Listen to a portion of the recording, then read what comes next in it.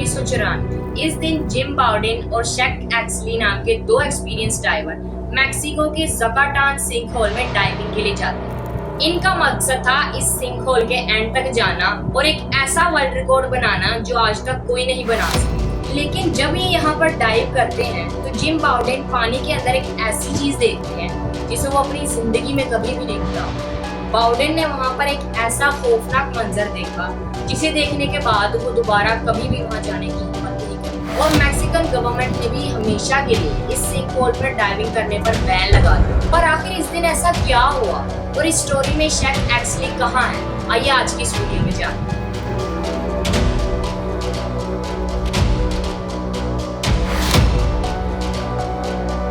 बिस्मिल्लाहिर्रहमानिर्रहीम, अस्सलाम वालेकुम दोस्तों, मेरा नाम है वैसरियाज और आप मेरा YouTube चैनल देख रहे हैं यूनिवर्सल टॉक। शैक एक्सली के बारे में जानने के लिए हमें टाइम ट्रैवल करके 29 जून 1968 में जाना। इस दिन 19 साल शैक एक्सली और इसका छोटा भाई एडवर्ड एक्सली ये दोनों वकूला स्प्रिंग्स में स्विमिंग करने के लिए गए हुए। जब ये दोनों भाई यहाँ पहुंचे तो उन्हें यहाँ पर एक साइन बोर्ड नजर आया जहाँ पर साफ साफ लिखा हुआ था कि यहाँ पे स्कूबा डाइविंग मना है। ये देखकर उनके दिमाग में एक आइडिया आता है और वो स्कूबा डाइविंग की बजाय फ्री डाइविंग करने का फैसला करते हैं। बेसिकली स्कूबा डाइविंग में इंसान स्कूबा नाम के दो सिलेंडर्स लेकर डाइव करता है जिसकी मदद से वो अंडर वाटर सांस ले सकता है, जबकि फ्री डाइविंग में कोई इक्विपमेंट वगैरह नहीं होता और डाइवर को अपनी सांस रोककर पानी के डेप्थ तक जाना। यानी दोनों भाई जो करने जा रहे थे वो उनके लिए काफी डेंजरस हो सकता।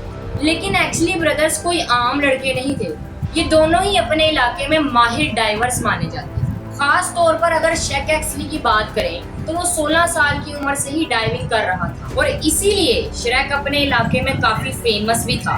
इस दिन शैक और इसका भाई अपने साथ एक डेप्थ गॉज नामी इक्विपमेंट भी लाए थे जिससे वो पता कर सकते थे कि कौन कितनी गहराई में गया था। दोनों भाई बारी बारी पानी में डाइव लगाना शुरू करते हैं। पहले एडवर्ड जंप लगाता है और वो एक सर्टेन डेप्थ तक पहुंचने के बाद वापस सरफेस पर आ जाता है, जिसके बाद श्रेक जाता है और एडवर्ड से थोड़ी और गहराई तक चला जाता है। फिर एडवर्ड श्रेक का रिकॉर्ड तोड़ने की कोशिश करता है और ये सिलसिला काफी देर तक ऐसे ही चलता रहता है। अब एक तरफ श्रेक 50 फीट की गहराई तक पहुंच चुका था और एडवर्ड ने अपना बेस्ट अटेम्प्ट 42 फीट की गहराई तक ही अचीव किया।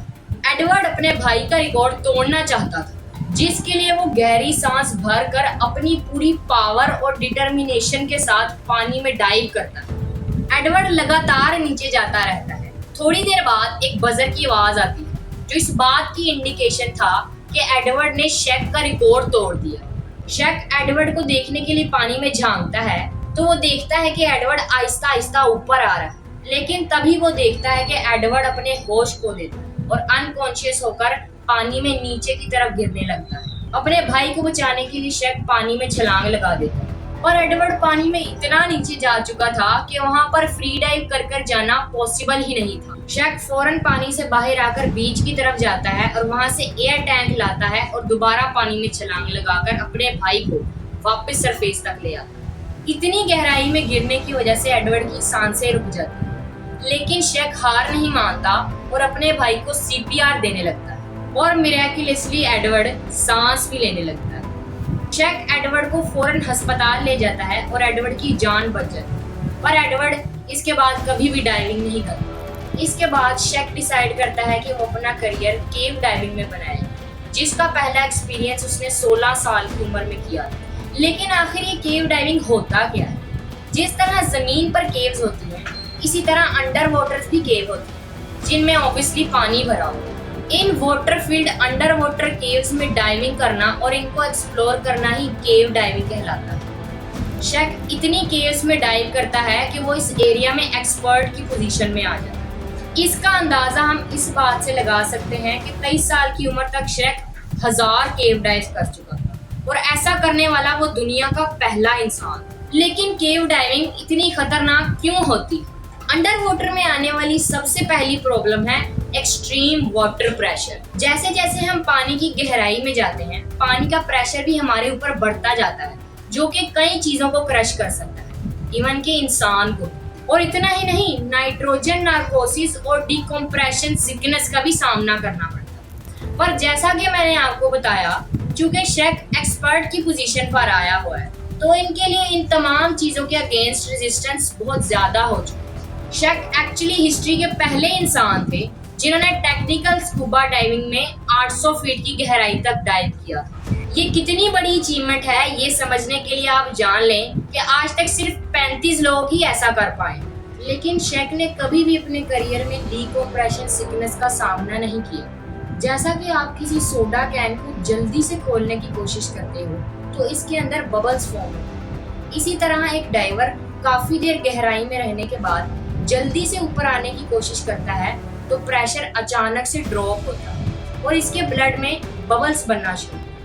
इसे कहते हैं डिकम्प्रेशन सिकनेस, जो कि डाइवर को वीक कर देता है और कई बार बेहोश भी कर देता है। लेकिन शेक पर इन चीजों का कुछ खास असर नहीं होता, इसीलिए इसके नाम 881 फीट गहराई पर डाइव करने का वर्ल्ड रिकॉर्ड। अब दोस्तों होता कुछ ऐसा है कि जिम बाउडेन, जो कि शेक के काफी अच्छे दोस्त और वो खुद भी काफी एक्सपीरियंस डाइवर थे, शेक से कहते हैं कि मुझे एक ऐसी केव के बारे में पता चला है जो कि शायद दुनिया की सबसे गहरी केव। जिम मैक्सिको के अंदर अलाबामा स्टेट के करीब ज़काटन की बात कर रहे थे, जो रियलिटी में एक केव नहीं थी बल्कि एक सिंक होल था। ये 1112 फीट का गड़ा कहा जा सकता था जिसमें पानी भरा हो।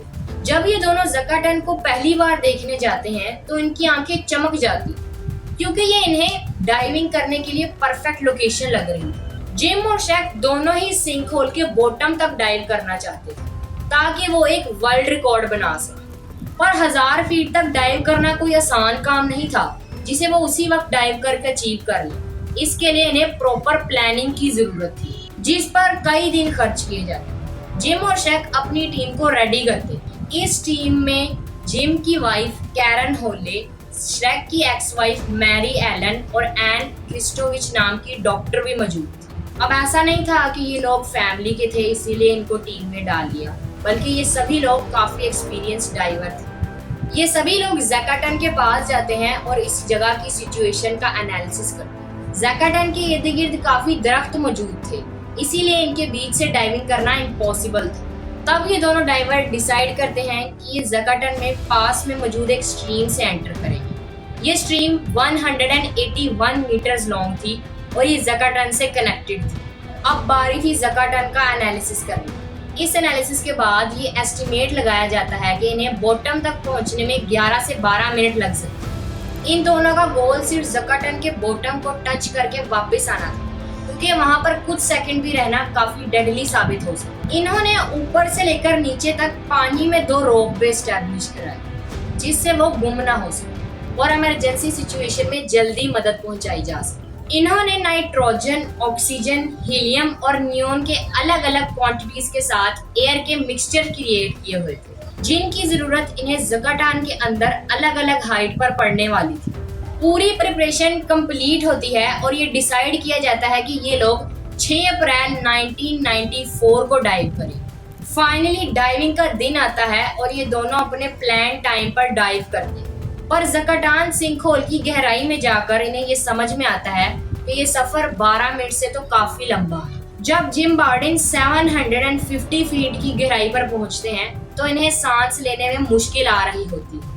900 फीट की गहराई पर पहुंचने पर इन्हें ये समझ में आता है एक्चुअली ये प्रॉब्लम ज्यादा एयर कंज्यूम करने की वजह से हो रही, तो वो थोड़ी देर रुककर अपने इक्विपमेंट्स को फिक्स करने लगते हैं। तभी उनकी नजर शेक की रोपवे पे पड़ती है, तो उन्हें शक होता है कि शायद वहाँ कुछ प्रॉब्लम है। ये देखकर जिम घबरा जाते हैं, लेकिन वहाँ इतना अंधेरा था कि वो अपना सफर कंटिन्यू करना ही सही समझते हैं और वो 1000 फीट की डेप्थ तक जाने में कामयाब हो जाते हैं, जो कि एक वर्ल्ड रिकॉर्ड था। पर तभी जिम को सरफेस से मैसेज मिलता है कि शेक मिसिंग। जी हाँ दोस्तों, इन दोनों के डाइव करने के 15 मिनट बाद ही शेक की रोपवे साइड से बबल्स नजर आना बंद हो जाते, यानी शेक ने सांस लेना बंद कर दिया। शेक की एक्स वाइफ पानी में डाइव लगाती है और शेक को ढूंढने की कोशिश करती है, लेकिन इन्हें शेक कहीं नहीं मिलता। फाइनली 3 दिन बाद जाकर ज़काटन सिंक होल से शेक की बॉडी रिकवर की जाती है। शेक की बॉडी 883 फीट डेप्थ में मिलती है, लेकिन सवाल ये उठता है कि वो तो बहुत एक्सपीरियंस डाइवर थे जिसके नाम कई वर्ल्ड रिकॉर्ड्स थे, तो उनके साथ ऐसा क्या हो सकता है। इसका रीजन एचपीएनएस को माना जाता है। एचपीएनएस यानी हाई प्रेशर नर्वस सिंड्रोम। ये एक ऐसी कंडीशन है जिसका सामना डाइवर को तब करना होता है जब वो 500 फीट से ज्यादा गहराई पर डाइव कर रहा हो और इनके एयर मिक्सचर में हीलियम की प्रेजेंस होती है। अब सवाल ये उठता है कि डाइवर्स एयर में हीलियम मिलाते ही क्यों हैं? एयर में एक लिमिटेड अमाउंट में हीलियम मिलाने से नाइट्रोजन नार्कोसिस का खतरा बिल्कुल एंड हो जाता है, लेकिन एट द सेम टाइम एचपीएनएस का खतरा बढ़ जाता है। इतनी ज्यादा गहराई में हमारा नर्वस सिस्टम हीलियम की वजह से काफी अजीब तरह से बिहेव करने लग जाता है। ये कंडीशन हमारे ब्रेन और स्पाइनल कॉर्ड को बुरी तरह इफेक्ट करती है, जिससे बचने का ये तरीका है कि पानी में और नीचे जाने की सोच को लगाम दी जाए। नाइट्रोजन नार्कोसिस और डिकम्प्रेशन सिकनेस की तरह ही एचपीएनएस भी एक ऐसा फिनोमेना है जो इंसान की फिजिकल और मेंटल एबिलिटी पर असर करता है। लेकिन एज गुजरने के साथ साथ इंसान की परफॉर्मेंस में शार्प डाउनफॉल आता ही है, क्योंकि श्रेक ने जब सिंक होल में डाइव लगाई तो वो 45 साल के थे और इनकी एज की वजह से एचपीएनएस ने इनकी जान ले ली। ऐसा भी नहीं था कि श्रेक को इस बारे में कोई अंदाजा ना हो। इसके ठीक एक साल पहले 1993 में श्रेक ने साउथ अफ्रीका के नॉर्दर्न बुशमैन होल में डाइव लगाई। इस केव की 750 फीट की गहराई पर श्रेक को सीवियर एचपीएनएस का सामना करना पड़ा। हालांकि वो फौरन डेंजर को भाप लेते हैं और फौरन ऊपर आने लगते हैं। श्रेक इस दिन मौत के मुंह से बाहर आ जाते हैं, लेकिन ज़काटन सिंक होल में इनकी किस्मत ने इनका साथ नहीं दिया और एक वेल एक्सपीरियंस डाइवर की जिंदगी का एंड हो गया। Thank you and subscribe.